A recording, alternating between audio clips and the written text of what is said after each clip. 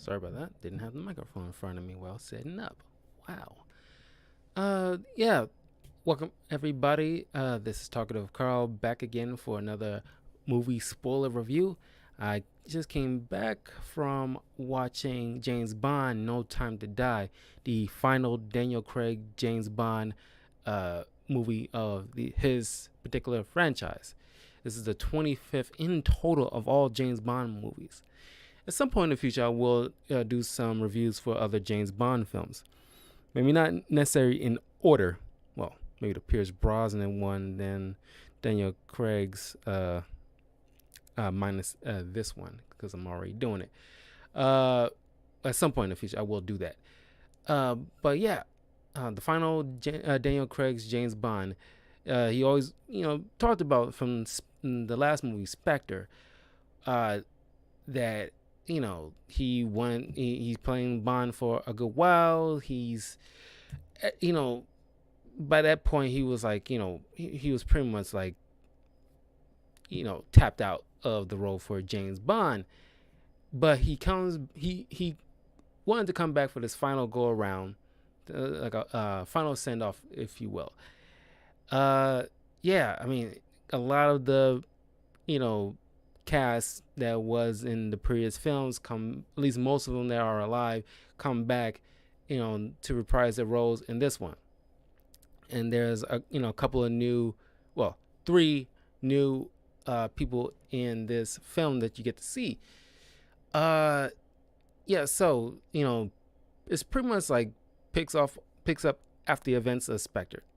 Now, James and I forgot her doggone name.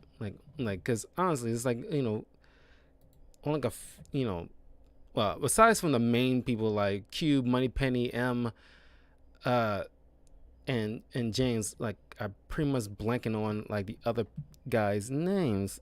1 second here.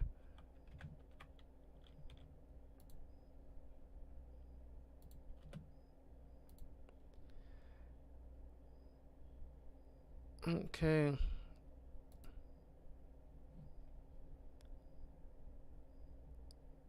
Okay, Madeline. Yeah. You got Leah Seydoux playing as Madeline, Rami Malek as Lucifer Safin. I keep wanting to say Seven.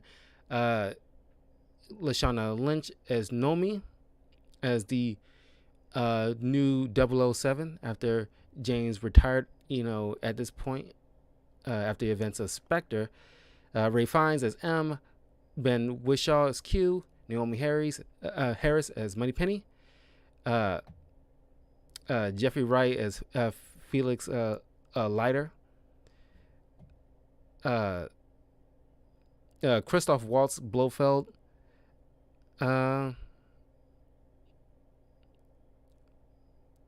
you get Ana de Armas as Paloma in this for a brief moment. If you don't know who Ana de Armas is, she is, she co-starred with Daniel Craig in Knives Out, which I feel like I want to do a by the month of November. It's gonna be like Thanksgiving, so I figured it would be good to have a a family oriented kind of set of films, at least a good handful. But then again, I'm still like want to make sure I'll pop like maybe a few in there, some Thanksgiving stuff. But I really want to do Knives Out. I really want to watch that again, but we'll get to that possibly next month. But anyway, James and Madeline are in Italy. He's just enjoying retirement. This is like a nice little development. Like a lot of people, if you read Ian Fleming's James Bond, I really haven't. There's only a couple of. There's actually James Bond comics, and there's a couple that I've read. it didn't really grab me as much. But maybe I should it's been a while. Maybe I should just try to revisit some, because the one I was reading was like the comic I was reading was like detailing his origins. Uh, uh, as a young kid during the uh, either First or Second World War. Pretty sure it was the second. But anyway, yeah, they're just enjoying their vacation.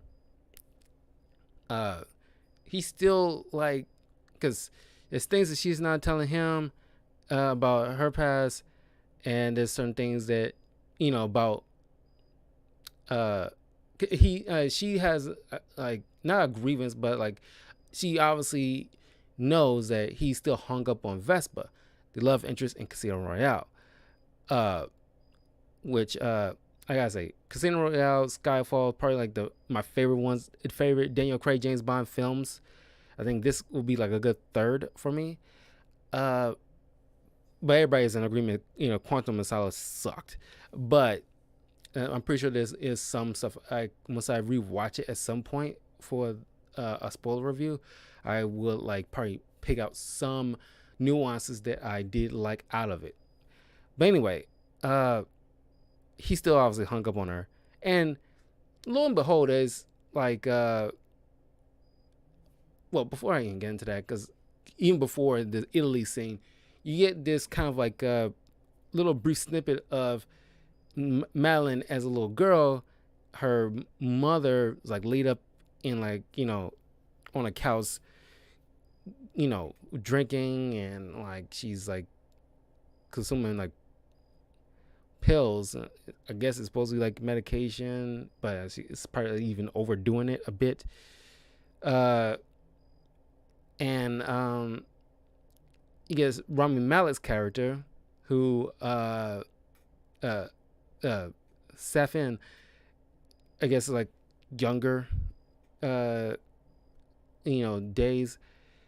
He comes in, kills the mother, and he gets shot by little Madeline. And like it's kind of the way it was shot. It seems like a freaking horror film. It's like this could easily be like a slasher, especially since he's wearing this like white mask. It's like very scary looking.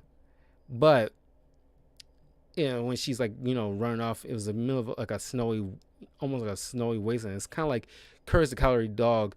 It's like living in the middle of nowhere.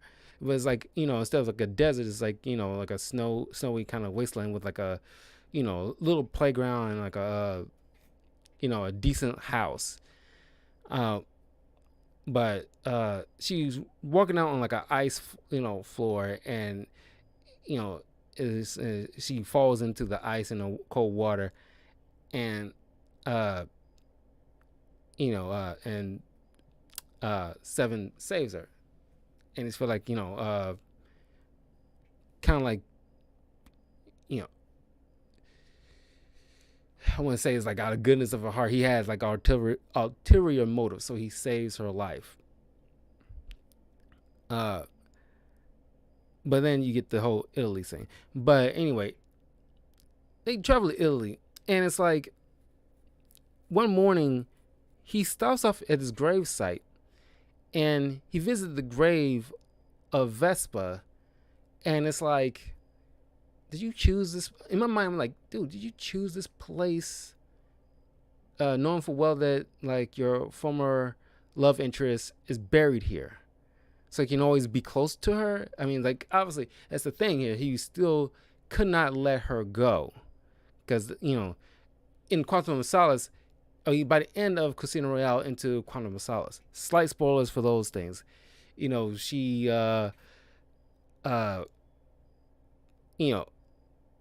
kind of betrayed him, but kind of regretted it. He's and she ended up perishing. But that's the thing with this version of James Bond. Some people who did read the books, not the comics, but the actual novelization of James Bond, according to them, Daniel Craig's version is like very more closely, to the book as far as like personality of James Bond, because other iterations, it kind of varies, but they don't kind of like stick with like the source material, or at least personality wise, they vary on like sticking with the source material of James Bond's personality. That's a lot of people's complaints about like previous James Bonds. Like James Bond is icon as far as like he's like a womanizer, and like it's kind of like male, toxic masculinity, blah blah blah. And it's like I like this interview Daniel Craig had a while ago, that and somebody brought up the question about what's his take on like James Bond and like toxic masculinity and like misogyny kind of thing like that. And he states that he understood that kind of issue before he took on the role, because he obviously seen like previous James Bond films. He even had like a conversation with Pierce Brosnan before he took on the role in the first place, and Pierce Brosnan gave him the encouragement that he needed to jump on this role, telling him like, you're gonna do great in this role. If you don't do it, you're gonna end up kicking yourself. It will change your life. Go ahead, you have my blessing, and like the rest is history. But he understood where a lot of people was coming from with that question, and he stated that in his version of Bond, even though he has that, not like the way like in some cases like in Sean Connery's version, where like there's one movie, I forgot which one it was, I'm pretty sure it was like Diamonds Are Forever, where like there was a scene where he just like slaps like a I don't know, like a party girl or just some girl at the party. I don't know if she like worked at the resort that was in, and he turns around, slaps her on the butt, and is like, men talk, honey. And it's like, yeah, we're looking at it now from 2021 vision into that time frame where it was like more socially acceptable to do something like that and say things like that. It wasn't even okay in 1990 standards, but it was just like a thing with James Bond. That's why a lot of people like to say they love when people like make because I always thought about doing like a versus video on like Daniel Craig's version of James Bond versus Tom Cruise's Ethan Hunt, who will win in like a fight. And people love Ethan Hunt's Tom Cruise Ethan Hunt better than James Bond as a whole, because at least partially as a whole, but even still, because he was always with like one woman, or at least thinking about one woman. He's not like he doesn't go around sleeping around, that kind of thing. But keep in mind, James Bond was, I wouldn't say he was the original spy, but he was like, with Superman, and when it comes to like superheroes in general, every superhero that you know and heard of stems from Superman, because he was the first. And every like spy type of genre, they all come back to James Bond. They're all like, he's the main branch, and Ethan Hunt is, like James Bond is the trunk, and Ethan Hunt is like a branch on that tree. Without James Bond, you wouldn't have Ethan Hunt. Just to be fair, I personally like James Bond a little bit more than Ethan Hunt, maybe because I grew up, and we all grew up with James Bond. He's been around since like the 50s and late 50s, early 60s. And Ethan Hunt, was around late 90s up until this point. So it got like a heads up. But like what I want to do is kind of do like just the Daniel Craig, because he been James Bond for 15 years. Through the movies that he had through the course of 15 years, he's the longest running Bond that we had. And Ethan Hunt, I think like they probably had like roughly equal amount of movies by this point. Roughly. No. Ethan Hunt has more, but it's just but they're the most well known because they've been around longer, equivalently. But anyway, because I like that interview he did. It's like he's like his version. He always pitted against or with women of like exceptional like intelligence, strength, like even from like Casino Royale up until now, like every woman involved, whether love interest or just like a bad guy or whatever, they always been like strong and like smart, like all the best qualities of woman that you can think of. They was all that, and that's what he liked about his version, because they're there to counter his like kind of personality, that whole toxic masculinity he was like in like doing in the early stages of the Bond career. And he's visiting the Vespa's grave, and like a bomb went off, blew it up. And it's like, I love it when like when like a bomb go off near you, your ears will be ringing. I love it when like they encapsulate that, 'cause very few movies do that. And like his ears are ringing, he's trying to call on the phone, and it's like somebody's on the other laugh. I don't even know who he's calling. Maybe he's calling like Madeline, but he could not understand anything because his ears are still ringing. So he's like running out, and like he's getting like chased down by some vehicles. Now it was on this like kind of like a rocky bridge thing, and like he picked up some like first, like you seen this in the trailer when he's like dive behind like a convenient rock place area to avoid being run over, and then he conveniently finds some kind of metal wire type ropey thing for him to like use to Tarzan himself over the edge and underneath the bridge to a secondary walkway to get out of that sticky situation. And like in my mind at that moment when that happened, it's like, wow, that is super convenient that was there. That was like, as far as like super convenient moments, that was like, that's in the top. That was like a very convenient thing to have on a side of the road to just utilize to get out of a sticky situation. Kind of wish they had like some like a different thing to use for him to get out of that. That's just like way too convenient. And even if it was there, he could have easily ran too far on one direction, and not giving him enough time to even reach that rope. But like I said, it's super convenient. He finally reaches Madeline. They hightail it in like his car, and like in this film, since it's the last roundup, they really like placate to like the typical James Bond things that you would see. There's like a secluded island for the villain's lair.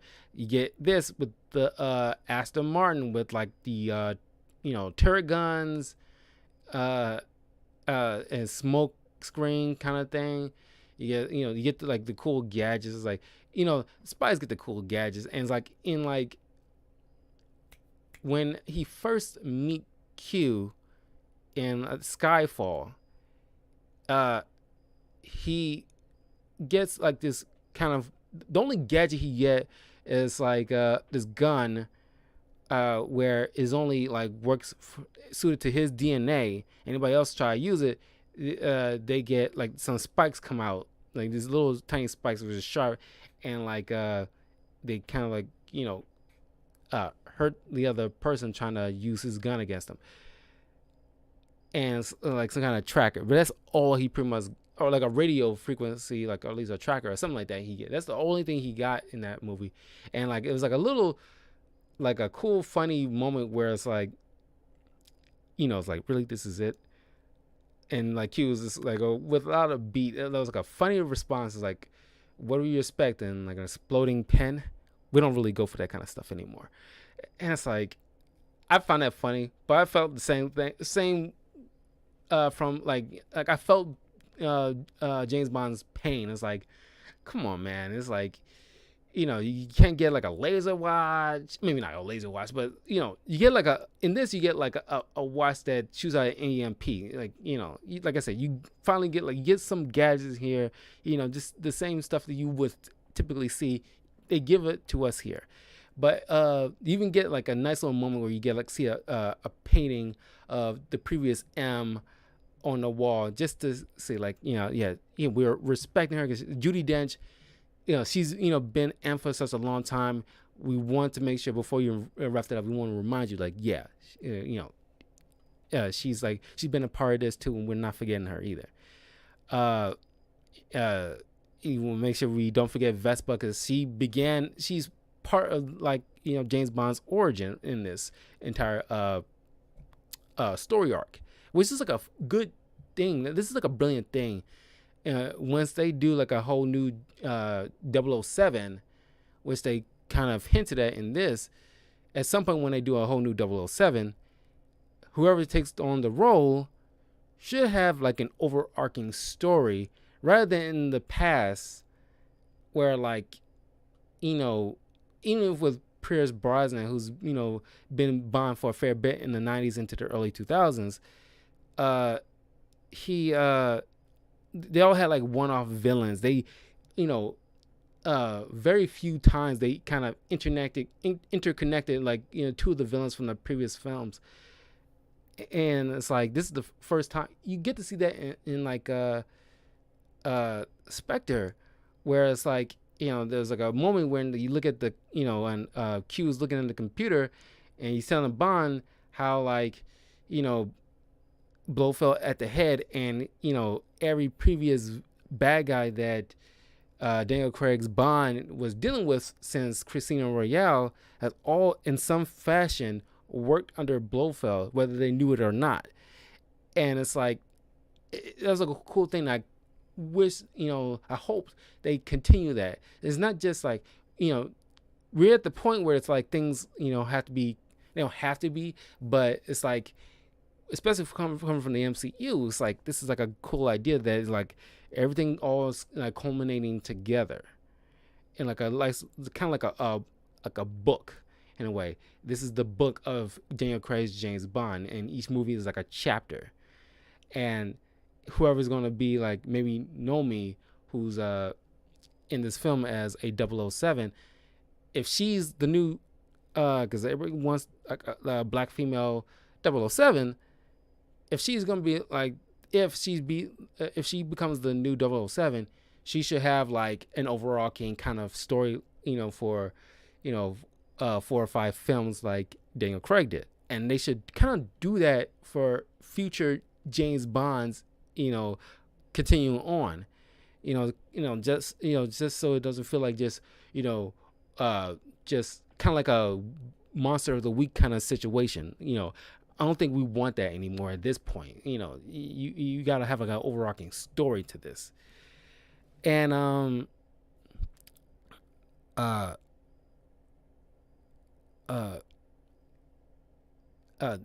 he got out of that sticky situation.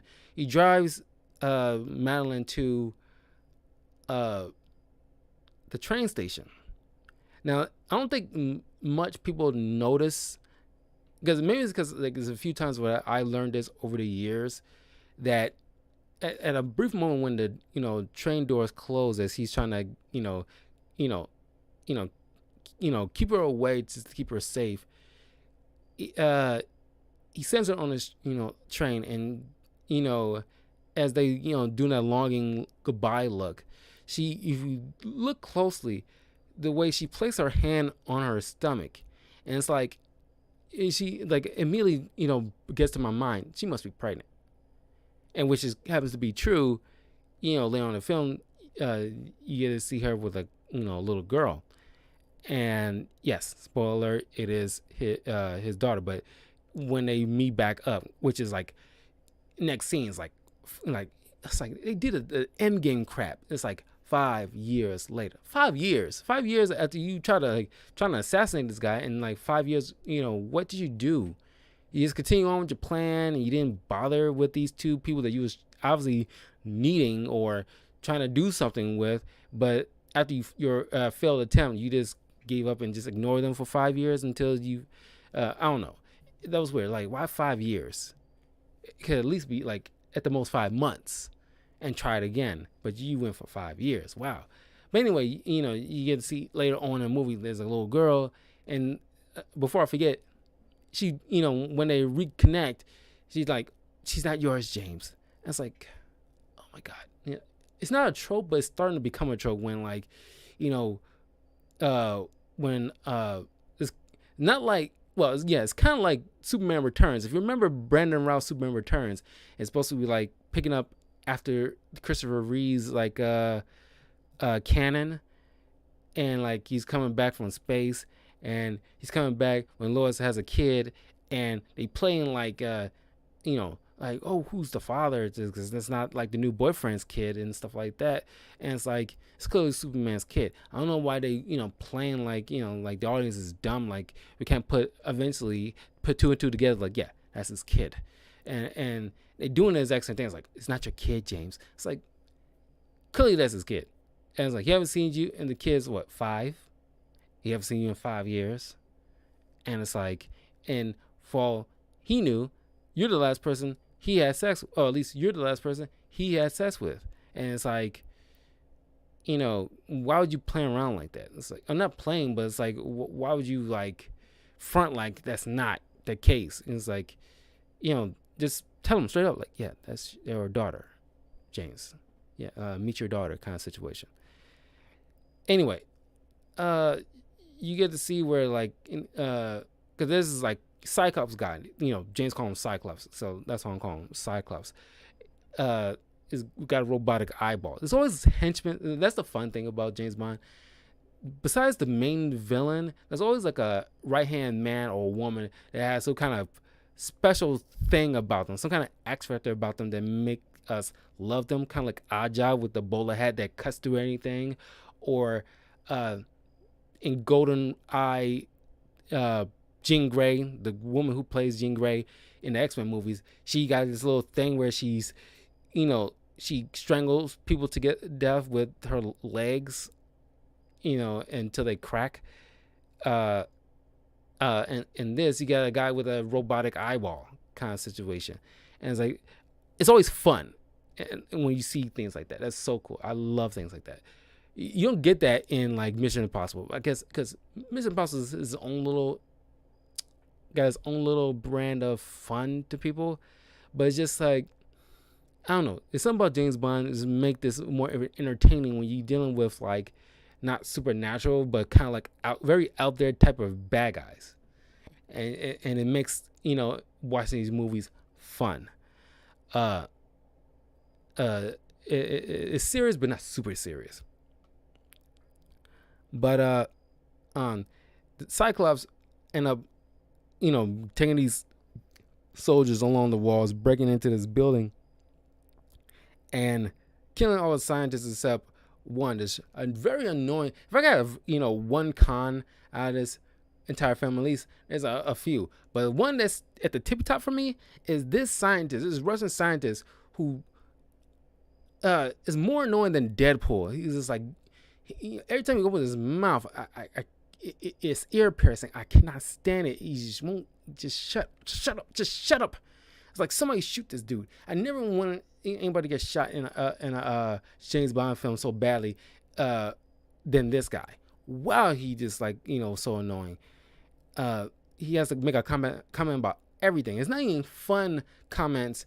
Unlike Deadpool, he's annoying, but he's fun annoying. You want to hear him say crap. This is bad annoying. It's just like he's just everything open in his mouth. It's not anything important except unless it serves the plot. Besides his science babble stuff that's akin to the plot.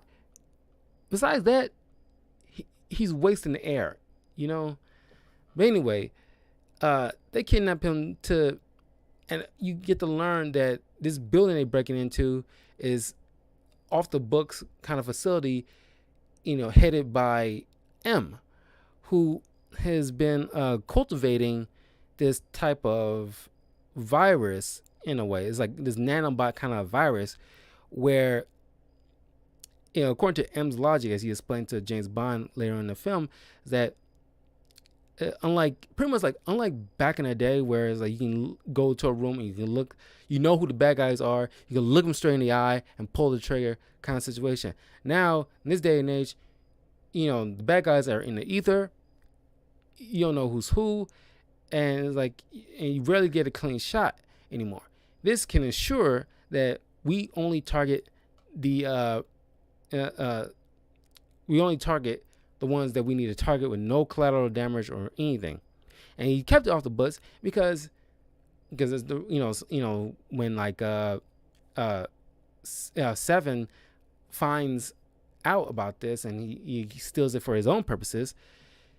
If information like that got out, like the Americans, Russians, Chinese, if any one of them find out that they have like a weapon like this that they cultivated, it will start a war. Because like, especially anybody will want to get their hands on a weapon like this, where it can specifically target specific DNA, and apparently anybody who shares that DNA can pretty much like use it to wipe off a large group of people.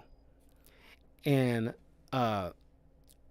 it's like the Thanos snap, but with extra steps.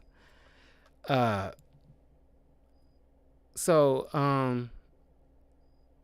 get James is like in Jamaica, he's hiding away, and I love those tropical places. I really want to go to one of these at some point. Maybe next time I take a trip anywhere, I'm going to maybe Hawaii, because it's kind of expensive for Japan, but like Japan is going to be on my list at some point. But it's nice to just go to like a tropical place and just like in like a bungalow or something like that. He goes in the middle, goes in a night on the town to this like local bar, just to just listen to music, just chill. And he meets up with Felix. You get to see Jeffrey Wright again. It's only fitting because he always shows up.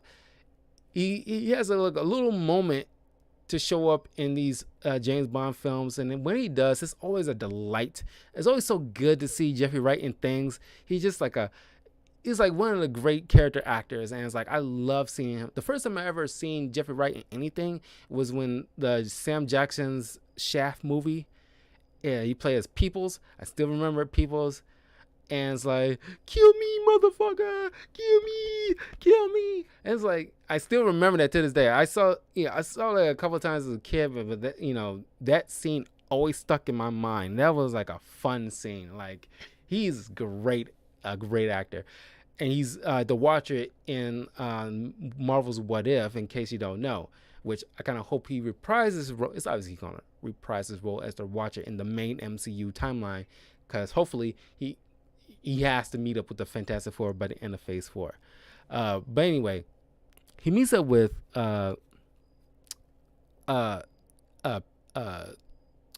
Felix at the bar, and he's like, he's trying to get, James back in the game to help with this, the situation at hand. Trying to like meet up. He wants to meet up with his contact, played by Ana de la Armas, who's awesome in this. Just for the little bit she's in, she is awesome. I love that. Me and her share the same birthday. Just like a fun fact. I thought that was cool when I first saw Knives Out, and then when I looked this actress up because she plays the nurse in that movie. I looked her up and like I was shocked. Like, wow, we share the same birthday. That's cool. So me and her be like this, because like when it comes to like Tauruses, we tend to like understand. It's like, it's like got the same kind of mentality. So like I just automatically know she's gonna be cool. Like, but anyway, Felix has got this kind of new partner, this very smiley looking dude. It's like, dude, you smile way too much. It's like immediately, like I did not trust this dude, because like, dude, why the hell he's smiling so much? It's like he's playing off as like the newbie, the guy who's like green is like, he's like super fan of James Bond, and it's like, can I shake your hand? And it's like, and he's always chiming in. He's just like, you can tell it's like, oh my god, this dude, come chill, okay? It kind of is not to the point like the way in John Wick 3, where you get the Japanese assassin who's fanboying out over John Wick. That was funny too, but it's not as like, because he's like, sitting down on the couch right next to Keanu Reeves. It's like just right in his personal space, and you just start fanboying out. It's not like to that extent, but you can clearly see like, yeah, he has like some kind of fanboy moment, but he's trying to chime in, but he's not being helpful at all. Well, I'm gonna say he's not being helpful. He's just trying to put his 2 cents in, just to, like I'm contributing to the team, and I'm excited to be here kind of attitude. Later we found out, he's like a turncoat. He's working for Siphon. He's a double O agent, ironically. A double agent, not double O, but double agent. Uh, uh, uh, James meets up with the new 007, Nomi, played by Lasana Lynch, and I wonder if she related to Marshawn Lynch. I doubt it, but anyway, she's cool. It's just like, I don't want to sound. I know it's how it's might be gonna sound, but I mean it's in all due respect. What kind of wardrobe department is working with her? Because aside from the tactical gear she wears a couple of times in this movie, her regular clothes look. It's like, wow, they really trying to, like, are they trying to like tomboy her up or something? Because one particular moment she's like wearing like these pair of pants, and it's like, it looked like it's like way up to her belly button kind of height, and I was like, ugh. It's like I get it, you probably don't want to wear like a pantsuit or anything like that, but it's like this. It should be like 1,000 different wardrobe options that she could have wore. That's casual, form functional kind of thing. Doesn't need to be risque. That's not what we're asking. That's not what I'm expecting from her, being like the new 007. I'm not expecting that. What I'm expecting is something that's like I don't know what you see. Money pairing. Penny wears half the time. Uh, Not like a skirt or anything like that. God, no, I don't expect her to wear that. But it's like, if she wasn't wearing like some regular clothes with like wear normal pants women will wear, that's it's odd choice of wardrobe option. I didn't like the way she like look in those clothes. As me personally, I'm not saying anything to be disrespectful or anything like that to her, but it's just like the outfit is just like it felt off to me. It's like 1,000 other things you probably could have chose for this woman to wear that's like respectable, and this is kind of like trying to go overboard with it almost. Anyway, and you can see like she has when like they're when James trying to get back in the game, he's meeting up with M again, and like everybody's saying hi to the new 00, and she had this little smart remark like, "This must upset you," and he was like, "Oh, not at all." And then because he's pretty much like a guest now, he's retired officially. So it's like when Moneypenny says like she wants to see you, 007, and like as soon as like, they both try to step forward, and she had to stop like he meant him, and she just got this look on her face like, what? And and he had like and like you bring back the like one-liners in this. It's like funny one-liners and little callbacks, and he's like just without missing a beat. It's like, oh, this must hurt you. that was one of my favorite lines from him out of the whole entire film. That's really good. And she was like, I understand why you shot him. I was like, my opinion was like, oh, well, we all tried at least once, uh, or at least we all did at least once. Uh, uh, uh, but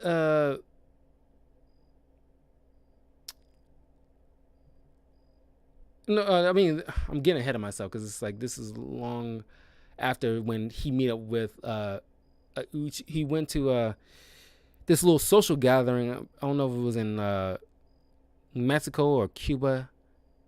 Let's say it was Cuba. I can't remember because it's like Spanish speaking area. And meets up with the character Paloma, played by Ana de Armas, and she's like she was new to the field for 3 weeks so far, and she's like nervous and stuff like that, and she's like you know and it's like you get to hear like they go to the bar to stop off to get a little bit of drink to like pretty much like trying to like just get themselves like mind ready, and like you get to hear them say the one last time like vodka martina, shaken not stirred, uh and it's like I side note, a couple of years ago I when I went to a bar and I had the presence of mind, like, you know what, I told the bartender, can I have a vodka martini, shaken not stirred? And the bartender hooked me up, and like I tried it, not bad. I was like, James Bond after all these years, came up with like a pretty damn good drink, and it's like, I should have had. Damn it, well, the bar wasn't open because the theaters, some of the theaters like AMC have like bar services. I should have like requested to have like a vodka martini, shaken not stirred, just for this particular occasion. I should have done that, but yeah, try that drink if you haven't tried that before. Try that drink, you might like it. It's pretty damn good. Uh, have them throw in a couple of olives in there too if you like olives.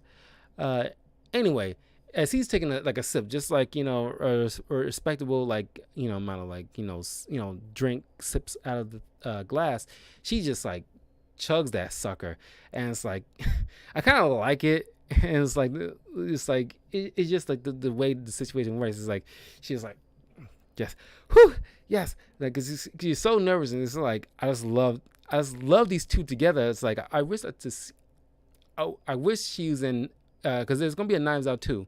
I'm looking forward to that. I kind of wish she was in that one, because or at least these two need to star in a movie again together, because their dynamic is so good, and it's so much fun to see these two together. It's great. And then you get to see her doing her little badass moment, because you get to see that she's not like a total like newbie. She knows how to kick ass. And when they go to this little black tie event, it's supposed to be like Blofeld's birthday party, even though he's not there. And like they using like these earpieces to listen in on like the particular like the right hand man Cyclops, and on his little conversations, and with Blofeld. Somehow he's still making contact and setting up these little group parties and getting these people together and stuff, like somehow behind bars. And then you get, because just like, I mean, like some people have a problem with Spectre, but I really like Christoph Waltz as Blofeld, because Blofeld is pretty much like the Lex Luthor to James Bond's Superman, because he just like, he always seems like he's one step ahead of everything James is doing. And like he knew immediately that James was listening, because he's he had people like gathering around, and he's like because he utilized the scientist, the Russian, to set up this gas that's supposed to target people in this party that's not part of Spectre, but the scientist kind of switched it out very slickly, because he's working for Seven instead, because Seven has a grudge against Blofeld. Because just a backstory from him, Blofeld uh, killed his family, when he was a young kid. So he's destroying pretty much everything like Blofeld, related, and making sure like he eventually kills a Blofeld. And uh the little nanobots, because of the switch out, start gassing the room, and anybody who's part of Spectre is dying instantly. It's like, just attacking specific cells tailored to anybody who's like who's been like, initiated to target specific members who, that's when they find out who's part of Spectre, they specifically tailor to target their DNA. So, yeah, tons of people are jumping like flies that's having to be part of Spectre. It just, these are the last remnants. The only person left is Blofeld at this point. And so they end up fighting their way out and getting a hold of the scientists. And this is the last movie you see Paloma. But I hope she makes a return, because she was awesome in this. The little we get of her, she's just amazing. Like she has like the charm immediately. You just immediately love her. And then of course the new 007, Nomi, she's there and she's trying to apprehend him, the scientist for M, but James trying to apprehend him for his friend Felix. So he brings them to Felix. They find out that the newbie is a turncoat. He ends up shooting Felix, and then gets away with the scientist and blows up the boat. And then eventually Felix died. That's where you get to see like him coming back to London to meet up with M. And then M kind of dodgy, but eventually he does explain the whole thought process about like creating this kind of like pretty much like a doomsday device. It's kind of like the old school laser gun kind of technique, but kind of like taken it to a whole nother step. It's more not as obvious, but still devastating on like a global scale. If worked the right way, it could be dangerous on a global scale. So he's reinstated, and then he eventually get a hold of Q and Moneypenny and him, work together to find out, how many people are left, and they found out that both of us the only one left, and they need answers, and they bring back Madeline because he was, there was only one like psychologist that he ever spoke with, is her. So he at first walked in. She meets up with Seven in her office, and he gives her a piece of the virus to rub on her hands. So when all she had to do is get close enough to use it on Blofeld to take him out. But it ends up, by accident landing on James. It does nothing to him because, even though Blofeld's father adopted James, spoiler alert for Skyfall, or / Spectre, they're not blood related. Otherwise, he would have been dying instantly. But because he touched him, he touched her, I should say, that, immediately, kind of passed on to him. So immediately when eventually, he got a hold of, because he was trying to strangle Blofeld, that immediately went on to him and he killed him instantly. as he's trying to get some information. Uh, and Blofeld just end up getting in his head. These two dynamic was definitely incredible. Christoph Waltz is like an amazing bad guy. He's incredible. And I love him as Blofeld. Uh, Seven, he's a pretty good Bond villain, but I know like there's some Bond villains that carry themselves very smarmy and smug, and but it's still like a little trace of them enjoying playing this. And it doesn't seem like, I mean, it's not like he's not enjoying it, but it's just like the choice of like the whole smug, long-winded speeches that he does, and it's not bad, but it's like you can crack a joke here and there or something like that. It's just he individually seems so self-serious, and it's like the smug attitude could be balanced out with a joke here and there. Because like Christoph Waltz, he just like oozes charm, and is like he got a smug attitude every once in a while, but he's like enjoying the moment kind of situation. He's like the Joker to not like he's like into chaos or anything like that, but he's just like if Seven is like the well, I think Blofeld is kind of like a combination of Joker and Luthor. If I make a proper comparison, you know what I'm getting at. Blofeld. I think people, if they know their James Bond canon, I think I'm not sure if Seven is like a notable Bond villain in the lore, but I do know like Blofeld, and I think that's more of a recognizable name, just like Oddjob is like a very recognizable name in the canon of James Bond. And Goldfinger. So James, finds out, okay, like I gotta go see Madeline because like she had these traces, this stuff on her. Like she's the last person I touched before I, came to see this dude. She has to be like, I gotta figure out if she's working for him, or like at least I gotta get something out of her. He goes to her place where he meets the little girl, kind of like he's telling her like, I love you, only you kind of situation.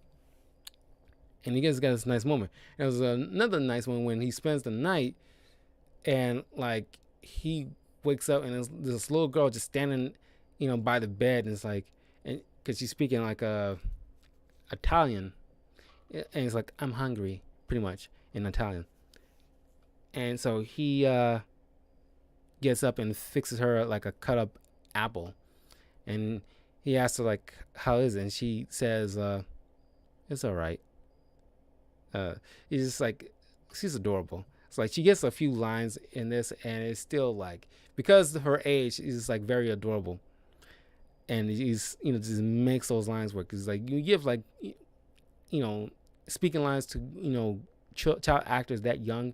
It's probably best to give them very few lines as possible, so when it's said, it doesn't feel like cringy or like whatever. So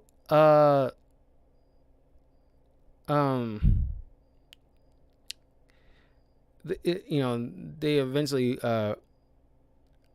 figure out somebody's coming to their place, and they hightail it to the woods, crashing cars and stopping people in the woods and stuff like that. But eventually, because he eventually kills the double agent, and then but James figures out like Seven kidnapped Madeline and her kid. So they get to see like them going to the main island, and then figure out that he's gonna like launch these like kind of missile silos, filled with all this poison, all these deadly nanobots, and they're already in like an airspace where like other governments are eventually taking notice, because they eventually figure out that the UK's military plane is in like this kind of airspace where it's like China, America, and Russia are taking notes, and they're calling up like, what are you doing in this kind of airspace? Blah blah blah. And it's like, Tanner is like trying to like telling M like, what do you want me to say to these guys? Because they all like down my throat asking like, why we're in there, in this particular airspace, and M doesn't want to let these guys know what they're doing. Because, like I said, once that kind of information is out, heads will roll when it comes to the London government. So they can't they obviously cannot tell them, because then all hell will break loose. So they're stalling until they wipe this whole entire facility off the map. Once they get, once they stop Seven, destroy all that, nanobot disease and and get Madeline and her kid out of the situation. That way they can get Hotep out here without anybody being wiser about what they was doing there. And you get they eventually get the kid out, Madeline and the kid out, and so it's pretty much like 007, removing like the shielding in this facility, so that way M can call the order to send like missiles there to just annihilate the entire area and everything in it. But like you get this, I really want to talk about this part. On his way there, you get this, like, I thank God for the Daredevil TV show, because of it, you get every once in a while, you see that a little bit in like the John Wick movies, and you get to see it in these like one shot type of hallway scenes where it's like, because you see James like it's, at a certain point he's like, because at this moment, like before he starts climbing up these steps, somebody's trying to drop a grenade, so down there, and he just throws it right back up and blows. Then all of a sudden 4 more come down. It's like, shit.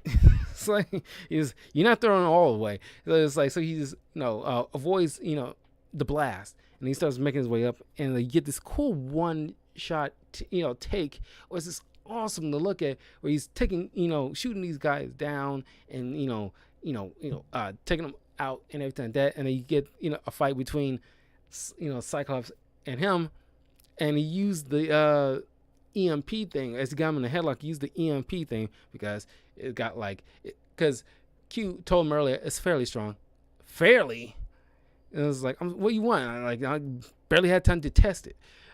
So he, while he has very close to the thing, he turned the EMP on, and because the cybernetic eye in his brain, it goes off, and it's like it circles right in his skull, and and he get that cool one-liner. It's like, I showed him your watch, Q.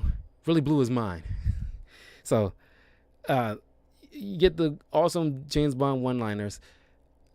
So, he puts up the shield. Then, like, he runs into Seven, who takes a couple of shots at him. So he's like bleeding in certain areas, but he eventually, like, James eventually kills him after he tells him, like, yeah, I just infected you with the virus, because he had his little vial, and like, he put it on him, thinking an open wound, and it's like specifically tailor made to you. So if you go back to like your girlfriend and daughter, she will be infected and die instantly.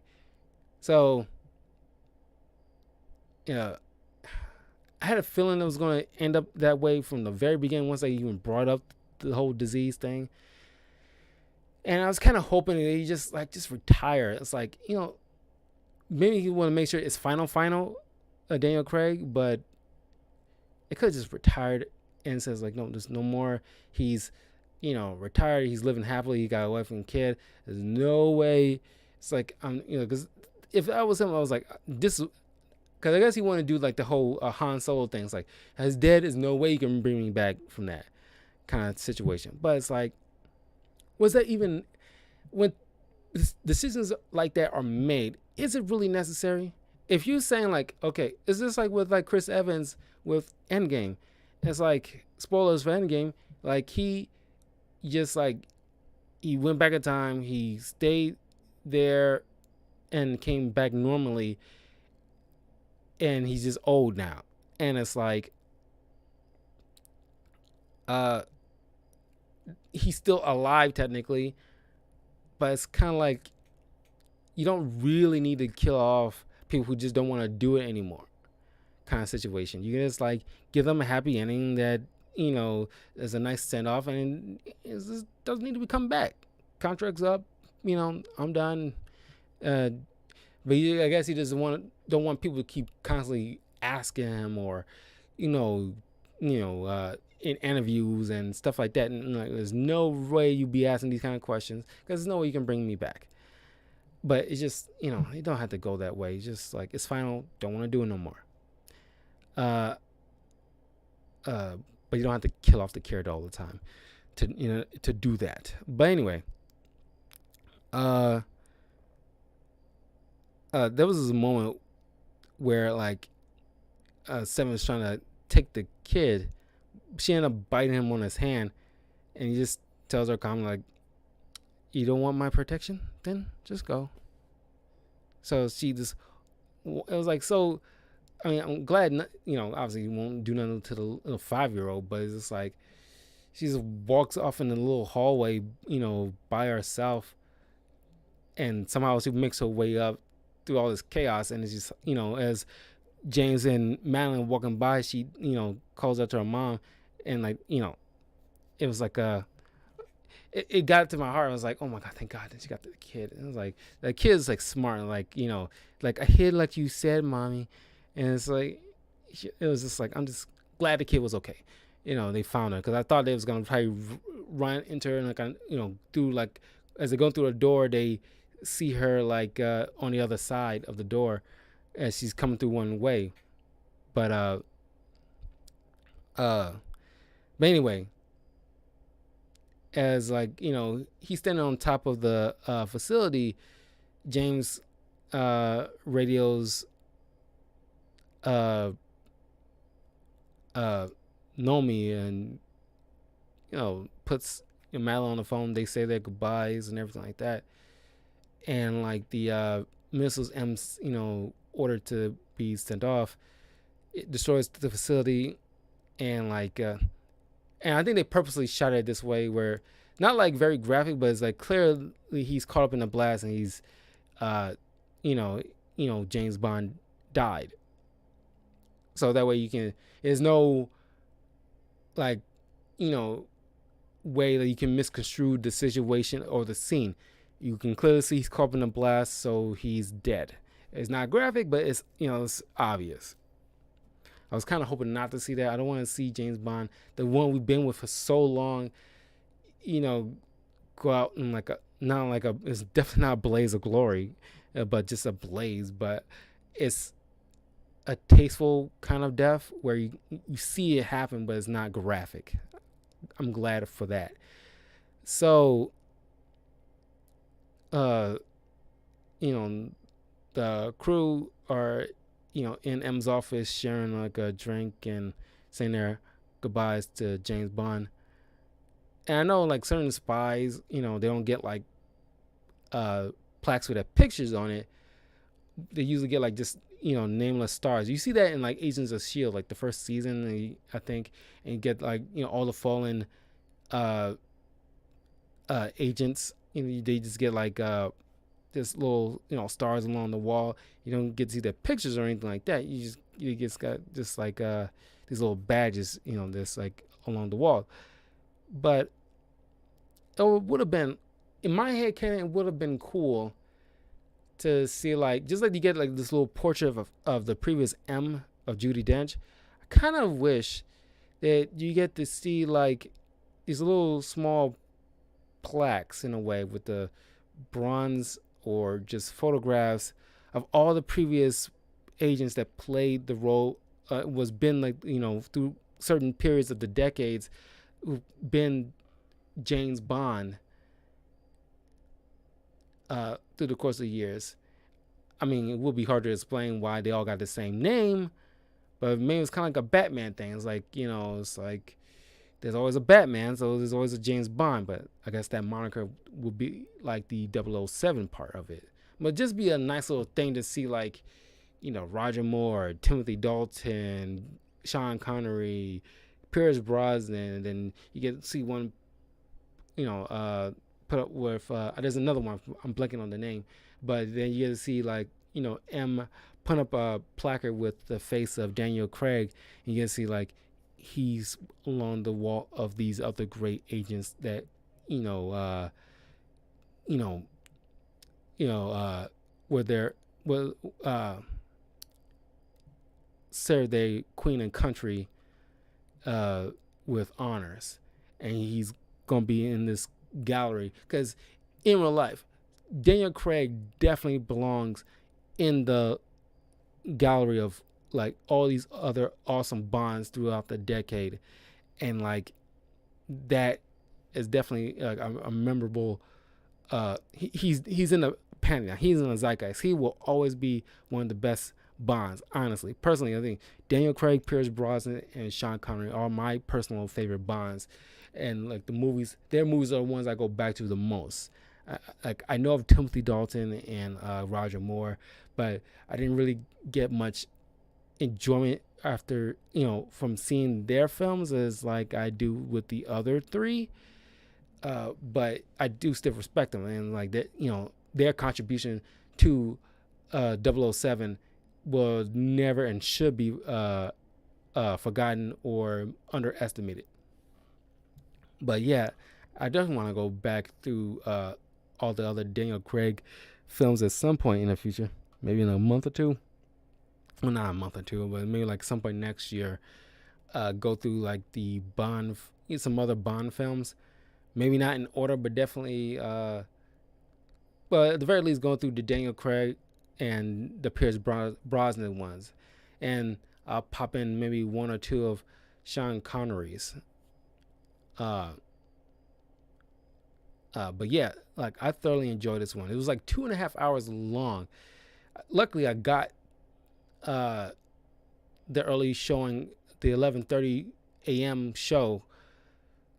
So that way, by the time I got out there, it was like almost 2:30 in p.m. So glad I got the early showing because wow, I did not realize it kind of felt long, but didn't at the same time. You know what I mean?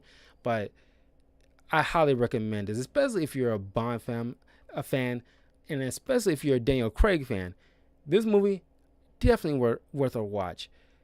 You you will love this.